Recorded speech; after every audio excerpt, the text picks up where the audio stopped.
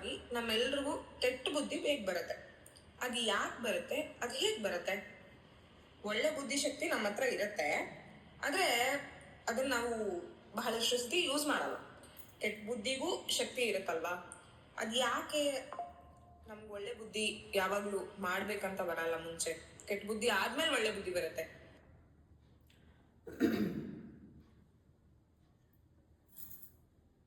ಈ ಒಳ್ಳೆ ಬುದ್ಧಿ ಕೆಟ್ಟ ಬುದ್ಧಿ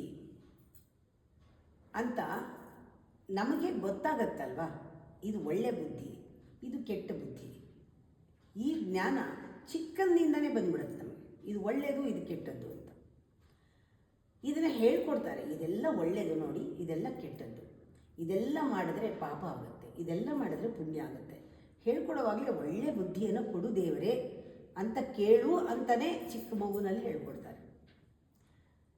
ನಮಗೆ ಒಳ್ಳೆಯದು ಕೆಟ್ಟದ್ದು ಗೊತ್ತಾದ ತಕ್ಷಣ ನಮ್ಮ ಅಹಂಕಾರ ಬಹಳ ದೊಡ್ಡ ಶಕ್ತಿ, ಮಾಯೆ. ಅದು ದೇವರಷ್ಟೇ ಶಕ್ತಿ, ಮಹಾಮಾಯೆ ಸಾಮಾನ್ಯ ಅಲ್ಲ.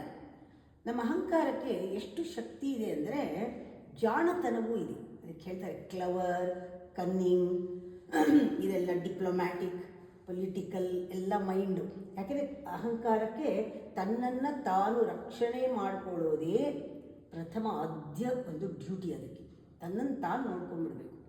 ತಾನು ಸಾಯಕ್ಕೆ ಇಷ್ಟ ಇಲ್ಲ, ತಾನು ಪುನಃ ಪುನಃ ಬರ್ತಾ ಇರಬೇಕು, ತಾನು ವಿಜೃಂಭಿಸ್ಬೇಕು, ತಾನು ಯಾವಾಗಲೂ ಸತ್ಯವನ್ನು ಕಾಣದೇ ಇರೋ ಅಡ್ಡ ಮರೆ ಮಾಡಿ ನಿಲ್ಲಬೇಕು, ಆ ಸತ್ಯವನ್ನು ಮುಚ್ಚಿಡ್ತಾ ಇರಬೇಕು, ತಾನು ವಿಜೃಂಭಿಸ್ಬೇಕು. ಮಾಯಾ ಪ್ರಪಂಚ, ಮಾಯಾ ಪ್ರಪಂಚದಲ್ಲಿ ಮಾಯೆಯ ಮನಸ್ಸು, ಮಾಯೆಯ ಬುದ್ಧಿ. ಪ್ರತಿಯೊಬ್ಬ ಮನುಷ್ಯನೂ ಮಾಯೆಯ ವ್ಯಕ್ತಿತ್ವ, ಅವನು ಹಾಗೆ ಮಾಡೋಕ್ಕೆ ಸಾಧ್ಯ. ಅದರಿಂದ ಒಳ್ಳೆಯದನ್ನು ನಾವು ಒಳ್ಳೆಯದೇ ಗೊತ್ತು, ಇದು ಒಳ್ಳೆಯದು ಅಂತ, ಇದು ಕೆಟ್ಟದ್ದು ಅಂತ ಗೊತ್ತು. ನಾವು ಹೆಚ್ಚಿನ ನಾವು ಒಳ್ಳೆಯದನ್ನೇ ನಾವು ಮಾಡ್ತೀವಿ. ಅಹಂಕಾರದಲ್ಲೂ ಒಳ್ಳೆಯದನ್ನೇ ಮಾಡ್ತೀವಿ, ಕೆಟ್ಟದ್ದನ್ನು ಮುಚ್ಚಿಟ್ಟು ಒಳ್ಳೆಯದನ್ನು ಮಾಡ್ತೀವಿ. ನೋಡಿ, ಇದು ಬಹಳ ಮುಖ್ಯ. ಈ ಒಳ್ಳೆಯದು ಕೆಟ್ಟದ್ದು ಎರಡೂ ಅಹಂಕಾರದ್ದೇ, ಎರಡೂ ಜೆನ್ಯೂನ್ ಅಲ್ಲ, ಎರಡೂ ಆರೋಪನೇ, ಎರಡೂ ಹೊರಗಿನ ತಿಳುವಳಿಕೆನೇ. ಒಳ್ಳೆಯದು ಮಾಡಿದ್ರೆ ಒಳ್ಳೆಯದಾಗತ್ತೆ ಅನ್ನೋದು ಗೊತ್ತು, ಕೆಟ್ಟದ್ದು ಮಾಡಿದ್ರೆ ಕೆಟ್ಟದ್ದಾಗತ್ತೆ ಅಂತ ಗೊತ್ತು. ಯಾರಿಗೂ ಕೆಟ್ಟದ್ದಾಗೋದು ಬೇಡ. ಅದಕ್ಕೆ ನಾವೇನು ಮಾಡ್ತೀವಿ, ಕಾರಣ ಇದೆ. ನಾವು ಒಳ್ಳೆಯದಾಗಿರೋಕ್ಕೆ ಕಾರಣ ಇದೆ. ನಮಗೆ ಪುಣ್ಯ ಬರಬೇಕು, ಲಾಭ ಆಗಬೇಕು, ಎಲ್ಲರೂ ಪ್ರಶಂಸಿಸಬೇಕು, ಹೊಗಳಬೇಕು, ನನಗೇನಾದ್ರು ಸಿಗಬೇಕು, ಅದರಿಂದ ನಾನು ಒಳ್ಳೆಯವನಾಗಬೇಕು. ಒಳ್ಳೆಯವ್ರ ಥರ ತೋರಿಸದೇ ಇದ್ದರೆ ಅವ್ರಿಗೆ ಹೆಂಗೆ ಗೊತ್ತಾಗುತ್ತೆ? ನಾನು ಇದೆಲ್ಲ ಮಾಡಿದೆ ಅಂತ ಹೇಳದೇ ಇದ್ದರೆ, ನಾವು ಒಳ್ಳೆ ಕೆಲಸ ಮಾಡಿದೆ ಅವ್ರಿಗೆ ಹೆಂಗೆ ಗೊತ್ತಾಗುತ್ತೆ? ಹೇಳಬೇಕು, ನಾನು ಮಾಡಿಲ್ವಾ? ಇದು ಒಳ್ಳೆತನ ತೋರಿಸೋದು. ಯಾಕೆ ಅಂದರೆ ನಿಮ್ಮಲ್ಲಿ ಕೆಟ್ಟ ಬುದ್ಧಿ ಇರೋದ್ರಿಂದಲೇ.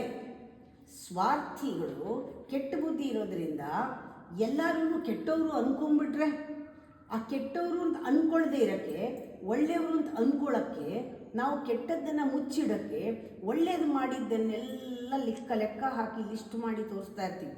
ಇದೆಲ್ಲ ಒಳ್ಳೇದು ಮಾಡಿದ್ದೀನಿ ನಾನು, ಇದೆಲ್ಲ ಒಳ್ಳೇದು ಮಾಡಿದ್ದೀನಿ. ಇದು ಮಾಯೆ ಆಟ. ಆ ಒಳ್ಳೆಯದು ಕೆಟ್ಟದ್ದನ್ನು ಮರೆಮಾಚಕ್ಕೆ ಮಾತ್ರ, ಬೇರೆಯವ್ರು ನೋಡೋದಕ್ಕೆ ಮಾತ್ರ. ತನಗೆ ತಾನೇ ಮಾಡಿದರೆ ಏನೂ ತೋರಿಸ್ಕೋಬೇಕಾಗಿಲ್ಲ, ಏನೂ ಹೇಳಬೇಕಾಗಿಲ್ಲ. ಆ ಕೆಲಸ ಅಲ್ಲಿ ಅವಶ್ಯಕತೆ ಇತ್ತು, ಮಾಡಿದೆ, ಮುಗಿದೋಯ್ತು. ಆದರೆ ಇಲ್ಲ, ಗೊತ್ತಾಗಬೇಕಲ್ಲ ಎಲ್ಲರಿಗೂ ನಾನು ಒಳ್ಳೆಯವರು ಅಂತ. ಅದೇ ಪ್ರಪಂಚ, ಅದೇ ಪ್ರಪಂಚದ ನಾಟಕ. ಆ ಈಗೋ ಮೆರೆಸೋದೇ ನಾಟಕ, ತಾನು ಮೆರೆಯೋದೇ ನಾಟಕ ಈಗೋಗೆ. ಆ ನಾಟಕದಲ್ಲಿ ಯಾವಾಗಲೂ ಸಕ್ಸಸ್ ತಂದೆ ಆಗಿರಬೇಕು. ಹಾಗೆ ಒಳ್ಳೆಯವನಾಗಿದ್ದರೂ ಕೂಡ ಅವನು ಅಹಂಕಾರಿನೇ. ಆ ಒಳ್ಳೆತನ ಅನ್ನೋದು ಬೇರೆ ಅಲ್ಲ, ಕೆಟ್ಟತನದ ಇನ್ನೊಂದು ಮುಖ. ಕೆಟ್ಟದ್ದನ್ನು ಮುಚ್ಚಿಡುವ ಒಂದು ಆಟ. ಒಳ್ಳೆಯದು ಯಾವುದು ತಿಳ್ಕೊಂಡು ಆರೋಪ ಮಾಡಿಕೊಂಡು ಒಳ್ಳೆಯವನಾಗಿರ್ತಾನೆ. ಅದರಿಂದ ಆ ಒಳ್ಳೆತನ ಸ್ವಲ್ಪ ಜಾಸ್ತಿ ಹೊತ್ತು ನಿಲ್ಲಲ್ಲ. ಕೆಟ್ಟವ್ರು ಆಗ್ಬಿಡ್ತೀರ. ಒಳ್ಳೆಯ ಥರ ಇದೆ ನಿಮಗೆ ಗೊತ್ತು ನಿಮಗೆ, ಆದರೆ ಒಂದೊಂದು ಸತಿ ಅದಕ್ಕೆ ಲಿಮಿಟ್ ಇರುತ್ತೆ. ಇದಾದಮೇಲೆ ಹೀಗೆ ತಿರುಗಿದಾಗ ಕತ್ತಲು ಹೋಗಿ ಬೆಳಕು ಬರುತ್ತೋ, ಮತ್ತೆ ಬೆಳಕು ಹೋಗಿ ಕತ್ತಲು ಬರುತ್ತೋ, ಹಾಗೆ ಒಳ್ಳೆತನ ಬರುತ್ತೆ. ಹಾಗೆ ಅದು ಹೋಗಿ ಕೆಟ್ಟತನ ಬಂದ್ಬಿಡುತ್ತೆ. ಕೆಟ್ಟತನ ಇರುತ್ತೆ, ನಿಮ್ಗೆ ಗೊತ್ತಾಗತ್ತೆ, ಮತ್ತೆ ಒಳ್ಳೆತನ ಬರುತ್ತೆ. ನಿನ್ನೆ ಒಳ್ಳೆಯವರು, ಇವತ್ತು ಕೆಟ್ಟವರು, ನಾಳೆ ಒಳ್ಳೆಯವರು. ಇದು ಇಂಪಾರ್ಟೆಂಟ್ ಅಲ್ಲ. ನಿಜವಾದ ಆ ಒಳ್ಳೆಯದು ಕೆಟ್ಟದ್ದನ್ನು ಮೀರಿದ್ದು ಒಂದಿದೆ, ಅದು ಆತ್ಮ ಸಂಶೋಧನೆ ಮಾಡಿದವ್ರಿಗೆ ಮಾತ್ರ ಸಿಗುತ್ತೆ. ಅವರು ನಾಟಕ ಮಾಡಲ್ಲ, ಒಳ್ಳೆಯದು ಕೆಟ್ಟದ್ದು ಅವ್ರಿಗಿಲ್ಲ, ಅವರು ಮೀರಿರ್ತಾರೆ. ಆವಾಗ ಅದು ಅಹಂಕಾರದ್ದಲ್ಲ, ಅದು ದೈವಿಕವಾದದ್ದು, ಅದು ಸತ್ಯ ಸ್ವರೂಪ. ಸತ್ಯಕ್ಕೆ ಒಳ್ಳೆಯದು ಕೆಟ್ಟದ್ದು ಇಲ್ಲ, ಸತ್ಯ ಒಂದೇ ಇರುತ್ತೆ. ಆ ಸತ್ಯನ ಪ್ರೂವ್ ಮಾಡಬೇಕಾಗಿಲ್ಲ. ಆ ಸತ್ಯದಲ್ಲಿದ್ದಾಗ ಅವನಿಗೆ ಯಾರ ಪ್ರಶಂಸೆಯೂ ಬೇಕಾಗಲ್ಲ. ಅವನು ತಾನು ಹೇಗಿದ್ದೀನೋ ಹಾಗೆ ಇರ್ತಾನೆ ಸಹಜವಾಗಿ. ಆ ಸ್ಥಿತಿಗೆ ಹೋಗೋವರೆಗೂ ಅಹಂಕಾರ ಮೆರೆಯೋದಕ್ಕೆ ಸಮರ್ಥಿಸ್ಕೊಳ್ತಾನೆ ಇರೋದ್ರಿಂದ ನಾವು ಕೆಟ್ಟವರಾಗಿರ್ತೀವಿ, ಗೊತ್ತಾಗತ್ತೆ, ಒಳ್ಳೆಯವರಾಗ್ತೀವಿ. ಜಾಸ್ತಿ ಹೊತ್ತು ಒಳ್ಳೆಯವರಾಗಕ್ಕಾಗಲ್ಲ, ಮತ್ತೆ ಕೆಟ್ಟವರಾಗ್ತೀವಿ. ಇದು ನಡೀತಾ ಇರುತ್ತೆ.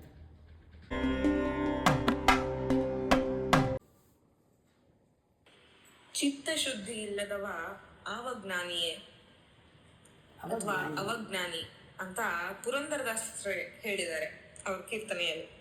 ಸೊ ನಮ್ಮ ಚಿತ್ತದಲ್ಲಿ ಕೊಳೆ ಎಲ್ಲೆಲ್ಲಿಂದ ಬರುತ್ತೆ ಅಮ್ಮ?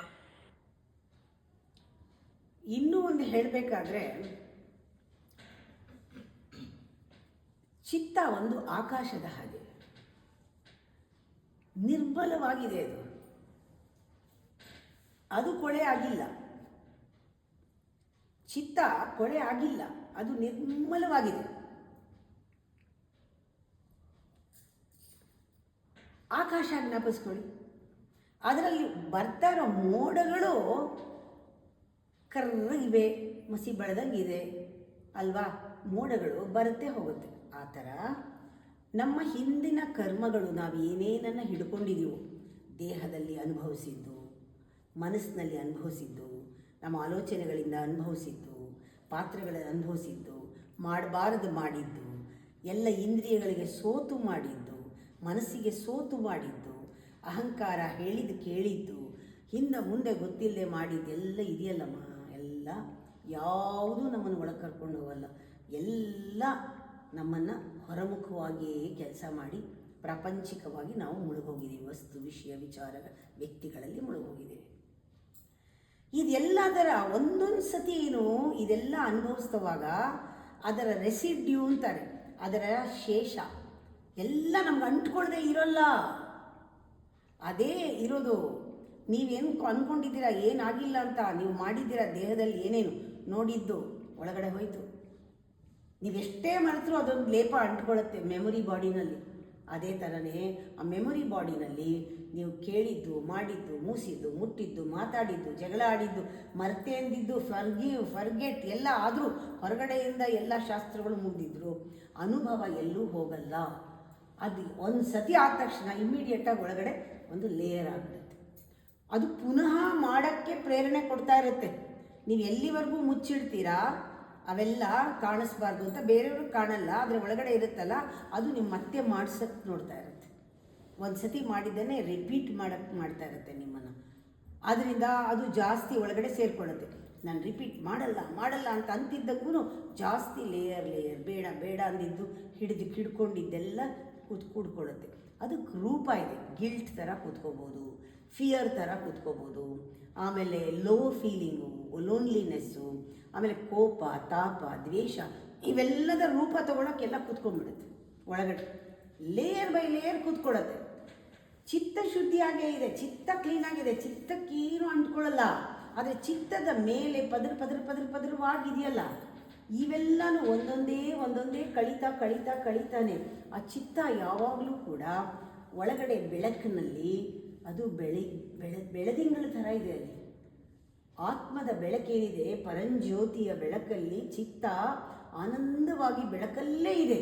ಚಿದಾಕಾಶದಲ್ಲಿ ಇರುವುದು ಚಿದಗ್ನಿ, ಚಿಜ್ಞಾನ, ಆನಂದ, ಚಿದಾನಂದ, ಸಚ್ಚಿದಾನಂದ ರೂಪ, ಎಲ್ಲ ನಮ್ಮ ಸ್ವರೂಪವೇ ಆ ಚಿತ್ತ.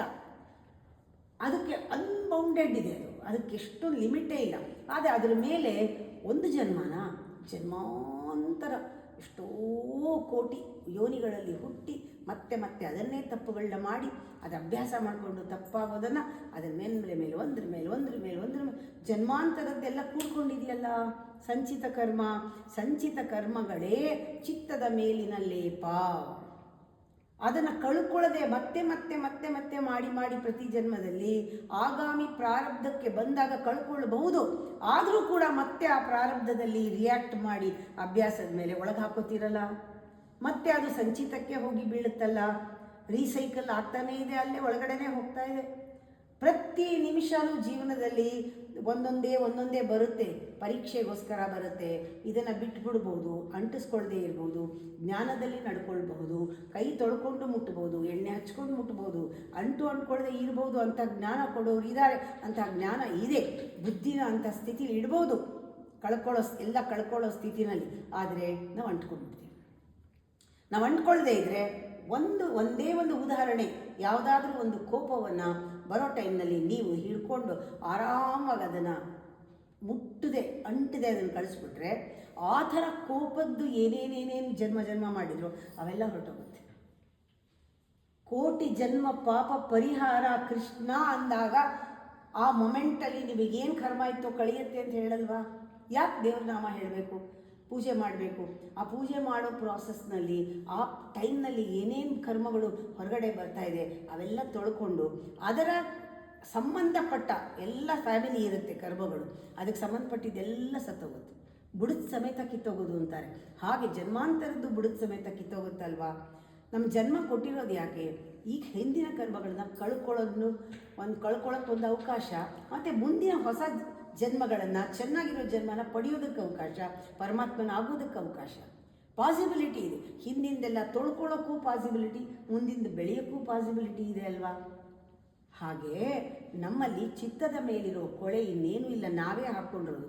ಒಳಗಿಂದ ಕೊಳೆ ಬರಲ್ಲ, ಎಲ್ಲ ಹೊರಗಿಂದನೇ ಹಾಕಿ ತೊಟ್ಟಿ ಖಾಲಿ ಇತ್ತು, ಕ್ಲೀನಾಗಿತ್ತು, ಬೆಳ್ಳಿ ಬಂಗಾರದ ತೊಟ್ಟಿ ಅದು. ಒಳಗಡೆ ಎಂಥ ಚೆನ್ನಾಗಿತ್ತು. ಮೇಲಿಂದ ಹಾಕಿ ಕಸದ ತೊಟ್ಟಿ ಮಾಡಿರೋದು ನಾವು, ಗಾರ್ಬೇಜ್ ಹಾಕಿ ಕಸದ ತೊಟ್ಟಿ ಮಾಡಿರೋದು ನಾವು. ಅದರಿಂದ ಚಿತ್ತ ಶುದ್ಧಿ ಅಂದರೆ ಅದ್ರ ಮೇಲಿರೋ ಕಸ ತೆಗಿ ಅಂತ. ಚಿತ್ತನೇ ಗಲೀಜಾಗಿಲ್ಲ, ಚಿತ್ತ ಕಾಣದೇ ಇರೋ ಹಂಗಾಗಿದೆ, ಅಲ್ಲಿ ಒಳಗಡೆ ಇರೋ ಬೆಳಕೆ ಕಾಣ್ತಾ ಇಲ್ಲ. ಇವಾಗ ನೀವು ಸ್ವಲ್ಪ ಆ ಕಸ ತೆಗೆದ ತಕ್ಷಣ ಎಷ್ಟು ಕತ್ತಲು ಹೋಗುತ್ತೋ, ಎಷ್ಟು ಕಸ ಹೋಗುತ್ತೋ, ಒಳಗಿಂದ ಸಣ್ಣಕ್ಕಷ್ಟು ಬೆಳಕು ಬಂದಲ್ಲಿ ತುಂಬಿಕೊಳ್ಳುತ್ತೆ. ನಮ್ಮ ಜೀವನದ ಇಡೀ ಧ್ಯಾನದ ಒಂದು ಪ್ರಕ್ರಿಯೆಯಲ್ಲಿ ಕತ್ತಲನ್ನು ತೆಗೆದು ಬೆಳಕಕ್ಕೆ ಬರೋದಕ್ಕೆ ಜಾಗ ಕೊಡೋದು, ಪಾಪವನ್ನು ತೆಗೆದು ಪುಣ್ಯ ಬರೋಕ್ಕೆ ಬಿಡೋದು, ಅನುಗ್ರಹ ಆಗೋದಕ್ಕೆ ಬಿಡೋದು. ಇದನ್ನು ತೆಗೆದ್ರೆ ಅದು ಬರುತ್ತೆ, ಖಾಲಿ ಆಗ್ತಾ ಇದು ಬರುತ್ತೆ. ನೀವು ಖಾಲಿ ಮಾಡೋದೇ ಇಲ್ಲ, ಮೇಲೆ ಹಾಕೊಂತಾನೆ ಇದ್ರೆ. ಖಾಲಿ ಮಾಡೋದು ಬೇರೆ ಕಸ ಹಾಕ್ಕೊಳ್ಳೋಕ್ಕಲ್ಲ, ಇವ್ರ ಜೊತೆ ಬಿಟ್ಬಿಟ್ಟು ಇನ್ನೊಬ್ರ ಜೊತೆ ಕಟ್ಕೊಳ್ಳೋದಲ್ಲ. ಇವ್ರ ಜೊತೆನೇ ಕರ್ಮ ಮಾಡಿದ್ರಿ, ಇನ್ನೊಬ್ರನ್ನ ಕಟ್ಕೊಂಡು ಇನ್ನೊಂದಿಷ್ಟು ಕರ್ಮ ಮಾಡೋಕ್ಕೆ ಯಾಕೆ ಬೇಕು? ಒಂದು ಮದುವೆ ಫೇಲ್ಯೂರ್, ಇನ್ನೊಂದು ಮದುವೆ ಯಾಕೆ ಬೇಕು? ಇವ್ರ ಜೊತೆ ಕರ್ಮ ಮಾಡಿದ್ದೀರಾ ಸಾಕಷ್ಟು, ಇನ್ನೊಂದು ಜೊತೆ ಇನ್ನೊಂದು ಸ್ವಲ್ಪ ಕರ್ಮ ಮಾಡಬೇಕಾ? ಹೀಗೆ ನಾವು ಮತ್ತೆ ಸಿಕ್ಕಾಕೊಳ್ತೀವಿ. ಜಾಗ ಮಾಡಿಕೊಡಿ, ಬೆಳಕು ಬರಕ್ಕೆ ಒಳಗಿಂದ. ಆ ಪರದೆ ಸರಿಸಬೇಕು, ಒಳಗಡೆ ಕ್ಲೀನ್ ಮಾಡಬೇಕು. ಆವಾಗ ಖಂಡಿತವಾಗ್ಲೂ ಆ ಚಿತ್ತಶುದ್ಧಿ ಆಗುತ್ತೆ. ಚಿತ್ತಶುದ್ಧಿ ಆಗೋದು ಕಾನ್ಸಿಕ್ವೆನ್ಸ್ ಆಫ್ ಯುವರ್ ಜ್ಞಾನ, the knowledge, depth of knowledge, quality of knowledge, how much your ವ್ಯವಸಾಯ ಇನ್ನು ಒಂದು ಇಂಪ್ಲಿಮೆಂಟೇಷನ್ ಏನೇನು ಮಾಡ್ತೀಯ ನೀನು, ಪ್ರಾರಬ್ಧದಲ್ಲಿ ಯಾವ ರೀತಿ ತಗೊಳ್ತೀಯ ಕರ್ಮಗಳನ್ನ. ಹೊರಗಡೆಯಿಂದನೂ ಕರ್ಮ ಬರುತ್ತೆ, ಒಳಗಡೆಯಿಂದನೂ ಬರುತ್ತೆ. ಹೊರಗಡೆಯಿಂದ ಬಂದಿದ್ದ ಕರ್ಮ ಒಳಗಡೆ ಕರ್ಮದ ಮೇಲೆ ಡಿಪೆಂಡ್ ಆಗಿರುತ್ತೆ. ಒಳಗಡೆ ಇರೋ ಕರ್ಮಕ್ಕೆ ಸರಿಯಾಗಿ ಅದಕ್ಕೆ ಸಂಬಂಧಪಟ್ಟ ಹೊರಗಡೆನೂ ಬರುತ್ತೆ ಪರೀಕ್ಷೆ. ಇವಾಗ ನಿಮ್ಮ ಕೈಲಿದೆ, ಯಾವ ರೀತಿ ಮಾಡ್ತೀಯಾ? ಎರಡಕ್ಕೂ ಅಂಟ್ಕೋಬೇಡ. ಇದು ಹೋಗಲಿ, ಅದು ನಿನಗೆ ಹೇಗೆ ಬೇಕೋ ಹಾಗಾಗಲಿ.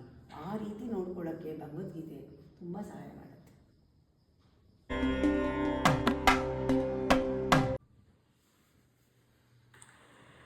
ಅಮ್ಮ, ಸತ್ಯವನ್ನ ಬೇರೆ ದರ್ಶನ ಮಾಡಿಸೋದು ಹೇಗೆ? ಈಗ ಇದು ಸತ್ಯ ಅಂತ ನಮ್ಮ ಬುದ್ಧಿಗೇನೆ ನಾವು ದರ್ಶನ ಮಾಡಿಸೋದು ಹೇಗೆ? ಈ ಬುದ್ಧಿ ಅನ್ನುವ ಒಂದು ಆಸ್ಪೆಕ್ಟ್ ಏನಿದೆ, ಆ ಲೆವೆಲ್, ಆಯಾಮ ಯಾರಿಗೆ ಇದೆ ಅವ್ರನ್ನೇ ನಾವು ಮನುಷ್ಯರು ಅಂತ ಕರೆಯೋದು. ಮನುಷ್ಯನ ಸೃಷ್ಟಿಯಲ್ಲಿ ಮನುಷ್ಯನಿಗೆ ಮಾತ್ರ ಅಧಿಶಕ್ತಿ ಇರೋದು, ಪ್ರಾಣಿಗಳಿಗಿಲ್ಲ. ಪ್ರಾಣಿಗಳಿಗೆ ಭಾವನೆಗಳಿದೆ, ಆದರೆ ಆಲೋಚನೆ, ಡಿಸ್ಕ್ರಿಷನ್, ರೈಟ್ ಆ್ಯಂಡ್ ರಾಂಗ್ ಇದ್ಯಾವುದೂ ಇಲ್ಲ. ತಾರತಮ್ಯ ಜ್ಞಾನ ಪ್ರಾಣಿಗಳಿಗಿಲ್ಲ. ಅದರಿಂದ ಮನುಷ್ಯನ ಕೈನಲ್ಲಿ ಮಾತ್ರ ಇದು ಸಾಧ್ಯವಾದ್ದರಿಂದ ಮನುಷ್ಯನ ಕೈನಲ್ಲಿ ತನ್ನ ಬುದ್ಧಿಯನ್ನು ತಾನು ಪಳಗ್ಸಕ್ಕೆ ಸಾಧ್ಯ. ಅಂದರೆ ಈ ಬುದ್ಧಿ ಅನ್ನೋದು ಎಲ್ಲಿವರೆಗೂ ಹೊರಗಡೆ ಪ್ರಪಂಚಕ್ಕೆ ಕನೆಕ್ಟ್ ಆಗಿರುತ್ತೋ, ಅಂದರೆ ಇಂದ್ರಿಯಗಳಿಗೆ ಸಂಬಂಧಿಸಿರುತ್ತೋ, ಇಂದ್ರಿಯಗಳ ತರೋದರ ಮೇಲೆ ಡಿಪೆಂಡ್ ಆಗಿರುತ್ತೋ ಯೋಚನೆಗಳು, ಅಥವಾ ಮನಸ್ಸು ಗ್ರಹಿಸಿದ್ದನ್ನು, ಇದು ಸುಮ್ಮನೆ ಮನಸ್ಸು ಹೇಳಿದ್ದನ್ನು ಮಾಡಿ ಮನಸ್ಸಿಗೆ ದಾಸನಾಗಿ, ಮನಸ್ಸು ಬುದ್ಧಿ ಎರಡೂ ಕೂಡ ಅಹಂಕಾರಕ್ಕೆ ದಾಸ ಆಗಿರುತ್ತೆ. ನಿಮ್ಮ ವ್ಯಕ್ತಿತ್ವ, ಪ್ರಪಂಚದಿಂದ ನಿಮಗೆ ಸಿಕ್ಕಿದ ವ್ಯಕ್ತಿತ್ವ, ಕರ್ಮದಿಂದ ಸಿಕ್ಕಿದ ವ್ಯಕ್ತಿತ್ವ, ಒಂದು ಈಗೋ. ಆ ಈಗೋಗೆ ಇವೆಲ್ಲನೂ ಕೂಡ followers. Ego is the leader. ನಿಮ್ಮ ಜೀವನ ಲೀಡ್ ಮಾಡ್ತಾ ಇರೋದು ಯಾರು? ನಿಮ್ಮ ವ್ಯಕ್ತಿತ್ವ, ನಿಮ್ಮ ಅಭ್ಯಾಸಗಳು. ವ್ಯಕ್ತಿತ್ವ ಅಂದರೆ ನಿಮ್ಮ ಅಭ್ಯಾಸಗಳು, ನಿಮ್ಮ ಹಿಂದಿನ ಕರ್ಮ, ಪೂರ್ವದ್ದು ಕರ್ಮ ವಾಸನೆಗಳು, ಇವೇ ನಿಮ್ಮ. ಅದಾಗೆ ಅಲ್ಲಿಂದನೇ ಈಗೋ ಇರೋದು. ಅದಿನ್ನೂ ಕಳ್ಕೊಳ್ಳದೇ ಇರೋ ಲೆಕ್ಕ. ಅದರ ಮೇಲೆ ಜೀವನ ನಡೆಸ್ತಾ ಇದ್ದಾರೆ. ಭೂತ ಭವಿಷ್ಯತ್ತು ಇಟ್ಕೊಂಡು ತಲೆಯಲ್ಲಿ ಯಾವಾಗಲೂ ಈಗ ನಾನು ಮೆರಿಬೇಕಷ್ಟೇ, ಏನಿದೆಯೋ ಗೊತ್ತಿಲ್ಲ, ಈಗ ನಾನು ಮೆರಿಬೇಕು. ಹಾಗೆ ಬುದ್ಧಿ ಅದಕ್ಕೇನೂ ಪ್ರಯೋಜನ ಇಲ್ಲ, ದುರ್ಬುದ್ಧಿ ಅಂತಾರೆ.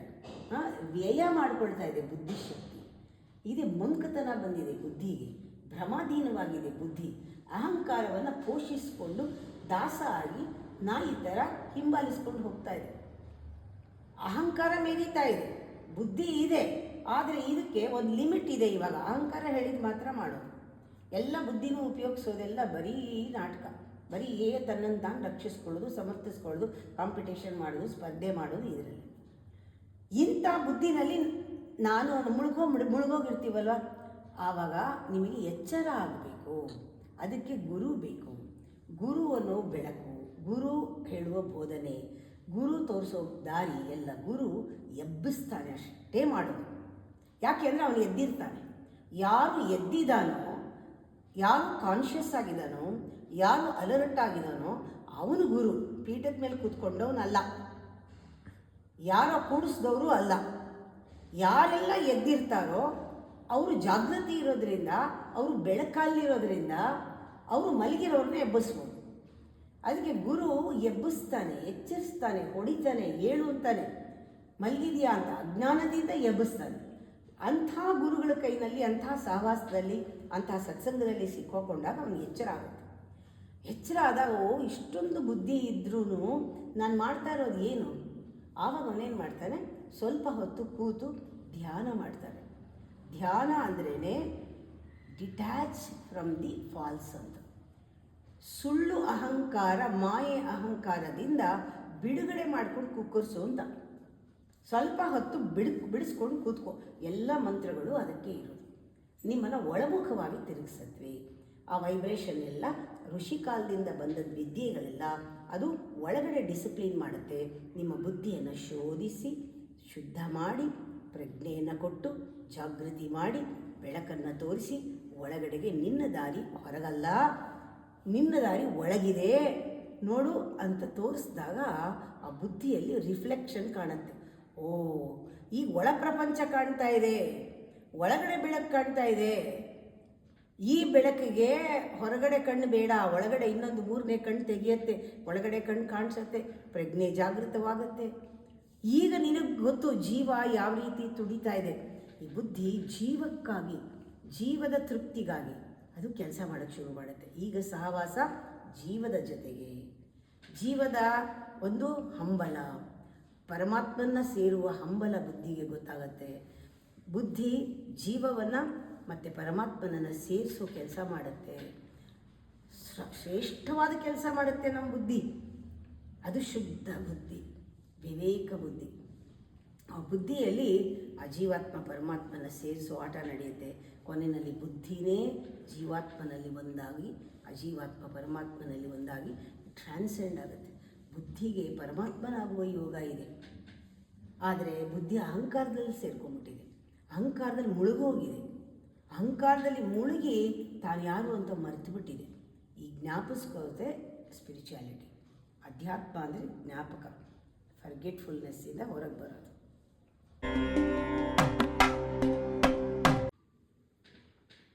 ಬಂದಂಗೆ ಮಾಡ್ತೀನಿ, ನನ್ನ ಮನಸ್ಸಿನ ಮಾತನ್ನು ಕೇಳ್ಬಿಟ್ಟು ಮಾಡಿಬಿಟ್ಟೆ, ಆದರೆ ಹೀಗಾಗೋಯ್ತು ಅಂತ ಬಹಳಷ್ಟು ಸತಿ ಬಹಳಷ್ಟು ಜನ ಪಶ್ಚಾತ್ತಾಪವನ್ನ ಪಟ್ಟಿರೋದನ್ನ ನೋಡಿರ್ತೀವಿ, ಕೇಳಿರ್ತೀವಿ. ಮನಸ್ಸಿನ ಮಾತು ಕೇಳಬಾರ್ದ ಅಮ್ಮ? ಅದು ಹೇಗೆ ಕೇಳದೆ ಇರೋದು? ಮನಸ್ಸಿನ ಮಾತು ಅಂತ ಬಂದಾಗ ಮನಸ್ಸು ಎರಡರಿಂದ ಪ್ರಚೋದಿತವಾಗುತ್ತೆ. ಮನಸ್ಸೇ ಒಂದು ಇನ್ಸ್ಟ್ರೂಮೆಂಟ್. ಆ ಇನ್ಸ್ಟ್ರೂಮೆಂಟು ಇವಾಗ ಒಂದು ಪೆನ್ನು, ಅದಕ್ಕೆ ಏನು ಬರಿಬೇಕು ಅಂತ ಗೊತ್ತಿಲ್ಲ. ನಾವು ಏನನ್ನು ಯಾವ ಸಬ್ಜೆಕ್ಟ್ನ ನಾವು ಅಂದ್ಕೊಂಡು ಬರಿತೀವೋ ಆ ಸಬ್ಜೆಕ್ಟ್ನ ಅದು ಬರೆಯುತ್ತೆ. ಆ ಪೆನ್ ಡಿಸೈಡ್ ಮಾಡೋಕ್ಕಾಗಲ್ಲ, ಮನಸ್ಸು ಡಿಸೈಡ್ ಮಾಡೋಕ್ಕಾಗಲ್ಲ.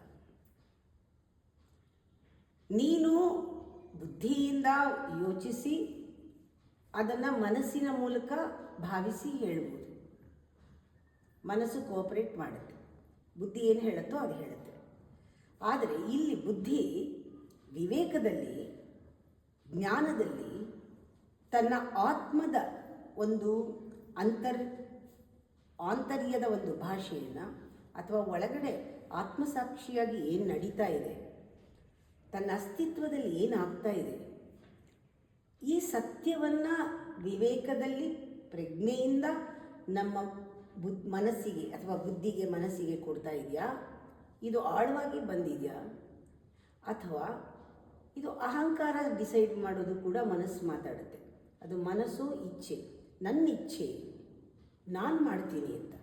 ಆದರೆ ಇಲ್ಲಿ ಒಳಗಿಂದ ಬರೋದಕ್ಕೆ ನಮಗೆ ಅರಿವಿರುತ್ತೆ, ಇದು ನನ್ನ ಇಚ್ಛೆ ಅಲ್ಲ, ಅದು ಅವನ ಇಚ್ಛೆಯಿಂದ ಇದು ಈ ರೀತಿ ನಾನು ಮಾತಾಡ್ತಿದ್ದೀನಿ. ಅದಕ್ಕೆ ಅಲ್ಲಿ ವ್ಯತ್ಯಾಸ ಬರುತ್ತೆ. ಮನಸ್ಸಿನ ಮಾತು ಕೇಳೋದು ಅಂದರೆ ಮನಸ್ಸಿಗೆ ಬಂದಿದ್ದೆಲ್ಲ ಕೇಳೋದು ಅಂತಲ್ಲ, ಮನಸ್ಸಿಗೆ ಬಂದಿದ್ದೆಲ್ಲ ಹೇಳೋದು ಅಂತಲ್ಲ. ಮನಸ್ಸಿಗೆ ಬರೋದು ಎಲ್ಲ ಮನಸ್ಸಿಗೆ ಬರೋದು, ಮನಸ್ಸಿನ ಮೂಲಕವೇ ಅದು ನಮಗೆ ಕಾರ್ಯಗತವಾಗೋದು, ಒಪ್ಕೊಳ್ಳೋಣ. ಆದರೆ ಮನಸ್ಸಿಗೆ ಬರೋಕ್ಕೆ ಮುಂಚೆ ಎಲ್ಲಿಂದ ಬಂತು? ಅದರ ಸೋರ್ಸ್ ಏನು? ಅದು ನಾನು ಅನ್ನೋ ಅಹಂಕಾರದಿಂದ ಬಂತ, ಪ್ರೇರಿತವಾಯ್ತಾ? ಅಥವಾ ನಾನು ಇದ್ಯಾವುದೂ ಅಲ್ಲ, ಇದು ಈ ರೀತಿ ಆಗಬೇಕಂತ ಒಳಗಿಂದ ಪ್ರೇರಣೆ ಆಯಿತಾ? ಪ್ರೇರಣೆಯಿಂದ ಆದ ಮಾತುಗಳು ಬೇರೆ ರೀತಿಯೇ ಇರುತ್ತೆ. ಅದು ಮನಸ್ಸಿಂದ ಬಂದದ್ದಲ್ಲ, ಆದರೆ ಮನಸ್ಸಿಂದ ಬಂದದ್ದೇ ಅದು. ಅದಕ್ಕೆ ಸೋರ್ಸು ಆತ್ಮ, ಸೋಲ್, ಯುವರ್ ಡೀಪ್ ಸೆಲ್ಫ್, ಅದು ಸೋರ್ಸ್ ಬೇರೆ ಬೇರೆ, ಆದರೆ ಉಪಯೋಗಿಸ್ಕೊಳ್ಳೋದು ಎರಡೂ ಮನಸ್ಸನ್ನೇ. ಅದಕ್ಕೆ ನಮಗೇನು ಅನಿಸುತ್ತೆ ಭ್ರಮೆಯಲ್ಲಿ, ನಾವು ಮನಸ್ಸಿಗೆ ಬಂದಿದ್ದು ಮಾಡ್ತಾ ಇದ್ದೀವಿ ಅಂತ. ಮನಸ್ಸಿಗೆ ಬಂದಿದ್ದೇ ಮಾಡೋದು. ಆ ಮನಸ್ಸು ಎಲ್ಲಿಂದ ಬಂತು? ನನ್ನ ಅಹಂಕಾರ ಪ್ರಚೋದಿತವಾದದ್ದು ನನ್ನ ಮನಸ್ಸಿಗೆ ಬಂತ, ಅಥವಾ ನನ್ನ ಆಂತರ್ಯದಿಂದ ಬಂತ? ಇದು ಕೂಡ ನಮಗೆ ಗೊತ್ತಾಗತ್ತೆ. ಯಾವಾಗ ಮನಸ್ಸಿನಲ್ಲಿ ಅದು ಬರುವಾಗ ಟೆನ್ಷನ್ ಇರುತ್ತೆ, ಏನೋ ಒಂದು ಭೀತಿ ಇರುತ್ತೆ, ವೀಕ್ ಆಗಿರುತ್ತೆ ಮೈಂಡು, ಅದರಿಂದ ಕಾನ್ಫ್ಲಿಕ್ಟ್ ಇರುತ್ತೆ. ಆ ಮೈಂಡಲ್ಲಿ ಅದು ಬರುವಾಗ ಅದ್ರ ಬಗ್ಗೆ ಕ್ಲಾರಿಟಿ ಇರಲ್ಲ, ಗೊತ್ತಿರಲ್ಲ, ಸರಿಯಾದ ಡಿಸಿಷನ್ ಅಲ್ಲ. ಇವೆಲ್ಲ ಮನಸ್ಸಿನಿಂದ ಅದು ಹೊರಗಡೆ ಬರೋವಾಗಲೇ ಗೊತ್ತಾಗ್ತಾ ಇರುತ್ತೆ. ಇದು ಮನಸ್ಸಿಂದ ಬಂದರೂ ಕೂಡ ಇದು ಅದಕ್ಕೊಂದು ಬಲ ಇರಲ್ಲ, ಬೇಸ್ ಇರಲ್ಲ. ಆದರೆ ಒಂದು ಸತಿ ಮನಸ್ಸು ಸ್ಟ್ರಾಂಗ್ ಆಗಿರುತ್ತೆ, ಮನಸ್ಸು ಜಿತವಾಗಿರುತ್ತೆ, ಮನಸ್ಸು ಒಂಥರ ಖಡಾಖಂಡಿತವಾಗಿ ಇರುತ್ತೆ, ನಿಖರತೆ ಅಂತಾರೆ ಆ ಥರ ಇರುತ್ತೆ, ಸ್ಪಷ್ಟತೆ ಇರುತ್ತೆ. ಆ ಮನಸ್ಸು ಸ್ಟ್ರಾಂಗ್ ಆಗಿರುತ್ತೆ. ಏನು ಹೇಳೋದ್ರಲ್ಲಿ, ಡಿಸಿಷನ್ನಲ್ಲಿ ಎಲ್ಲನೂ ಗೊತ್ತಾಗುತ್ತೆ ನಮಗೆ. ಅದು ಹೇಳಿದ ತಕ್ಷಣ ವಿ ಫೀಲ್ ಸ್ಟ್ರಾಂಗ್, ನಮಗೆ ಸ್ಟ್ರೆಂತ್ ಬಂದಂಗೆ ಆಗುತ್ತೆ. ಇದರಲ್ಲಿ ಸ್ಟ್ರೆಂತ್ ಹೋದಂಗೆ ಅನಿಸುತ್ತೆ. ಮಾತಾಡಿದ್ರೆ ಸ್ಟ್ರೆಂತ್ ಹೋಗೋದು ಮನಸ್ಸಿಂದ ಬರೋದು, ಮಾತಾಡಿದ್ರೆ ಸ್ಟ್ರೆಂತ್ ಬರೋದು ಮನಸ್ಸಿಗೆ ಬೇರೆ ಕಡೆಯಿಂದ ಎಲ್ಲೋ ಬಂದಿದೆ. ಅದು ಬರೀ ಅಹಂಕಾರದಿಂದ ಹೇಳ್ತಾ ಇಲ್ಲ. ಈ ವ್ಯತ್ಯಾಸ ನಮಗೆ ಆತ್ಮ ಸಂಶೋಧನೆಯಿಂದ ಗೊತ್ತಾಗುತ್ತೆ.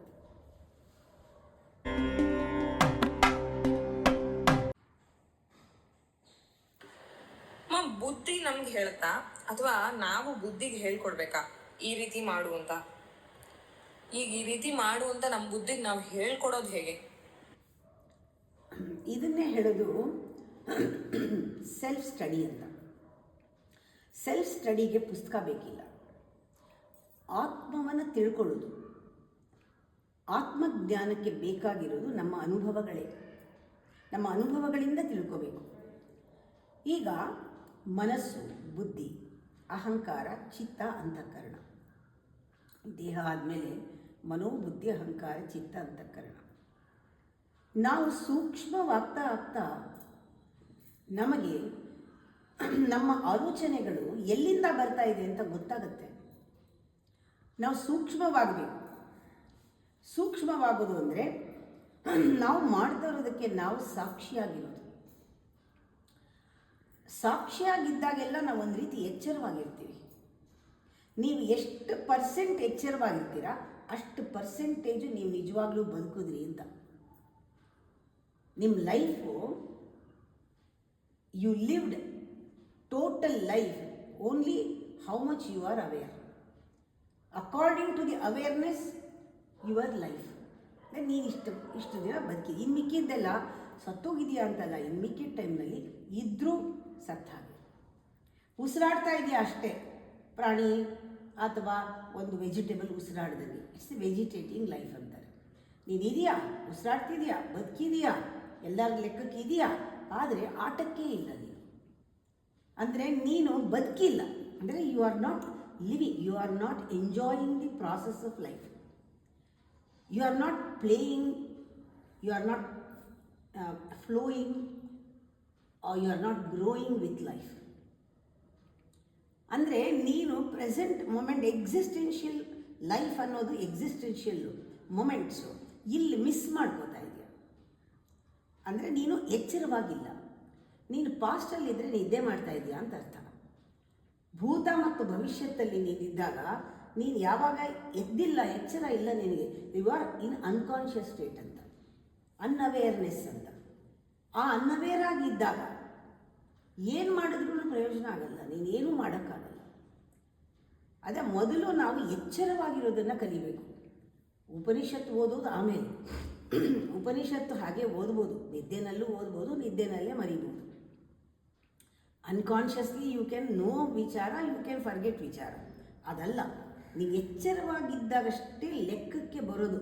ನೀವು ಎಷ್ಟು ನಿಮಿಷ ಲೆಕ್ಕದ ಎಚ್ಚರವಾಗಿದ್ದೀರಾ, ಎಷ್ಟು ಕ್ಷಣಗಳು ಎಚ್ಚರವಾಗಿದ್ದೀರಾ 24 ಗಂಟೆಯಲ್ಲಿ, ಅಷ್ಟೇ ನಿಮ್ಮ ಹಿಂದೆ ಬರೋದು. ಇನ್ಯಾವುದು ನಿಮ್ಮ ಹಿಂದೆ ಬರಲ್ಲ ಸತ್ತಾಗ. ಅಂದಮೇಲೆ ನಾವು ಎಚ್ಚರವಾಗಿದ್ದಾಗ ನಮ್ಮ ಬುದ್ಧಿಯನ್ನು ನಮ್ಮ ಹತೋಟಿನಲ್ಲಿ ಇಟ್ಕೊಳ್ಬೋದು. ನಮಗೆ ಅರಿವಿರುತ್ತೆ, ಎಚ್ಚರದಲ್ಲಿ ಅರಿವಿರುತ್ತೆ. ಈ ಕ್ಷಣದಲ್ಲಿ ನಾನು ಸಾಕ್ಷಿಯಾಗಿರ್ತೀನಿ.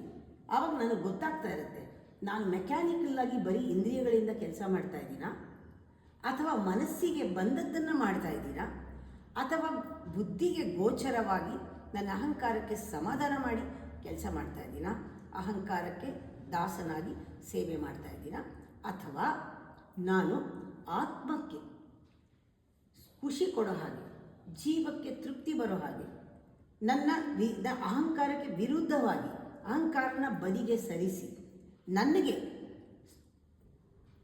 ನನ್ನ ಅಂತಸತ್ವಕ್ಕೆ ತೃಪ್ತಿ ಆಗೋ ಹಾಗೆ ನಾನು ಮಾಡ್ತಾ ಇದ್ದೀನಿ. ಇಷ್ಟು ಲೆವೆಲ್ನಲ್ಲಿ ನೀವು ಮಾಡ್ಬೋದು. ಇದೊಂದು ಲೆವೆಲ್ನಲ್ಲಿ ನಿಮಗೆ ಫ್ರೀಡಮ್ ಸಿಗೋದು. ಎಚ್ಚರದಲ್ಲಿ ನೀವು ನಿಮ್ಮ ಅಂತಸತ್ವದಿಂದ ನೀವು ಬಂದಂಥ ಪ್ರೇರಣೆಗಳಿಂದ ಕೆಲಸ ಆದರೆ, ನೀವು ಉಪಯೋಗಿಸ್ಕೊಂಡಿದ್ದು ಬುದ್ಧಿ, ನೀವು ಉಪಯೋಗಿಸ್ಕೊಂಡಿದ್ದು ಮನಸ್ಸು, ನೀವು ಉಪಯೋಗಿಸ್ಕೊಂಡಿದ್ದು ಇಂದ್ರಿಯ, ಎಲ್ಲವೂ ಸಕ್ಸಸ್, ಅದೇ ಸಫಲವಾಗುತ್ತೆ, ಅಂದರೆ ಸಾರ್ಥಕವಾಗುತ್ತೆ. ಜೊತೆಗೆ ನಿಮ್ಮ ಪಾತ್ರವೂ ಕೂಡ, ಅಹಂಕಾರವೂ ಕೂಡ ಬೇಕು. ಅಹಂಕಾರ ಯಾಕೆಂದರೆ ಕರ್ಮ ಕಳೆಯೋಕ್ಕೆ ಒಂದು ಪಾತ್ರ ಬೇಕು, ಅದು ಕೂಡ ಸಕ್ಸಸ್ ಆಗುತ್ತೆ. ಯಾವಾಗ ನೀವು ಆತ್ಮ ಸಂಶೋಧನೆ ಮಾಡ್ಕೊಳ್ತೀರಾ ಆಗ ನಿಮ್ಮ ಅಹಂಕಾರ ನೀವು ಬಿಡಲ್ಲ. ಮದಗೂರ್ಣಿತ ರಕ್ತಾಕ್ಷಿ ಮದ ಪಾಟಲ ಗಡ್ಡ ಬೋಕು. ಅಹಂ ಅನ್ನುವ ಅವಳ ಮದ ಏನಿದೆ, ನಾನೇ ಬ್ರಹ್ಮಾಂಡ ಅನ್ನುವುದು, ನಾನು ಬ್ರಹ್ಮಾಂಡ ಸ್ವರೂಪ, ವಿಶ್ವಸ್ವರೂಪ. ಈ ಅಹಂಕಾರದಲ್ಲಿ ಅವಳು ಆ ರೀತಿ ಅವಳು ಇದ್ದಾಳೆ ಅಂತ ದೇವಿನ ವರ್ಣನೆ ಮಾಡ್ತೀವಿ. ಹಾಗೆ ನಾವು ಪಂಚಕೋಶದಲ್ಲಿ ಅವಳು ಇದ್ದಾಗ ನಮಗೆ ನಾನು ಅಹಂ, ನಾನು ಶಿವೋಹಂ, ನಾನು ಶಿವೇ, ನಾನು ದೇವಿ ಅಂತ ಒಂದೊಂದು ಸತಿ ಅನ್ನಿಸ್ದಾಗ್ಲೂ ಆ ಅಹಂಕಾರವೂ ಕೂಡ ನಮಗೆ ಒಂದು ರೀತಿಯ ಮದ ಕೊಡುತ್ತೆ, ಖುಷಿ ಕೊಡುತ್ತೆ. ಅದರಲ್ಲಿ ಸ್ವಾರ್ಥ ಇರೋದಿಲ್ಲ, ಇಡೀ ವಿಶ್ವವೇ ನಂದಾಗಿರುತ್ತೆ. ಅದಕ್ಕೆ ಬುದ್ಧಿಗೆ ನಿಜವಾಗ್ಲೂ ಕೂಡ ಶುದ್ಧವಾದ ಪ್ರಜ್ಞೆಯನ್ನು, ಶುದ್ಧವಾದ ಜಾಗೃತೆಯನ್ನು, ಶುದ್ಧವಾದ ಜ್ಞಾನವನ್ನು ನಾವು ಕೊಡೋದಕ್ಕೆ ಸಾಧ್ಯ. ನಮ್ಮಲ್ಲಿ ಇರೋದನ್ನು ತೆಗೆದು ಬುದ್ಧಿಗೆ ಪೋಷಿಸಿ ಬೆಳೆಸೋಕ್ಕೆ ಸಾಧ್ಯ. ಪ್ರಜ್ಞೆಯಿಂದ ಜ್ಞಾನವೂ ಬೆಳೆಯುತ್ತೆ, ವಿವೇಕವೂ ಬೆಳೆಯುತ್ತೆ, ಬುದ್ಧಿನೂ ವಿಕಾಸವಾಗುತ್ತೆ, ನಮ್ಮ ವ್ಯಕ್ತಿತ್ವವೂ ಬೆಳೆಯುತ್ತೆ. ಸಾಧ್ಯ ಇದೆ.